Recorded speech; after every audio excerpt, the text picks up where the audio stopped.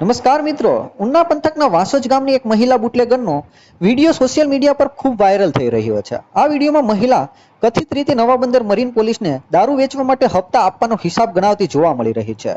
આ ઘટનાથી દારૂબંધીના અમલ પર ગંભીર સવાલો ઊભા થયા છે। વિડીયો વાયરલ થતા પોલીસ પણ હરકતમાં આવી છે અને બુટલેગરોના ત્યાં રેડ પાડવાની તૈયારી શરૂ કરી દીધી છે।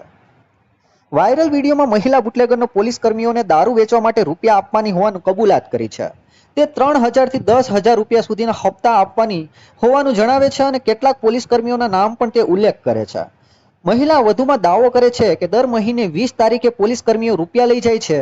દીવ ઉના ચેકપોસ્ટથી લઈ અને બીટ જમાદાર અને ડી સ્ટાફ સુધીના પોલીસ કર્મીઓ આ હપ્તા લેવા હોવાના આરોપ મૂકવામાં આવ્યો છે। જોકે આ વિડીયો ક્યારનો છે તે સ્પષ્ટ નથી થયું, પરંતુ જો જિલ્લા પોલીસ વડા દ્વારા આ પ્રકરણની ઊંડાણપૂર્વક તપાસ કરવામાં આવે તો ઉના પંથકમાં વિદેશી દારૂ વેચતા બુટલેગરો પાસેથી લેવાતી હપ્તાખોરીનો પર્દાફાશ થઈ શકે છે। હાલ આ વિડીયો પોલીસ બેડામાં ચર્ચાનો વિષય બની રહ્યો છે। બોલો વાસુભાઈ ને એ ડિસ્ટર્બ વાળા લેવા આવે, બીટના સમાધાન જગદીશભાઈ ને લેવા આવે, પછી અશ્વિન ડોડિયો લેવા આવે। એ બધા હજી લેવા આવે?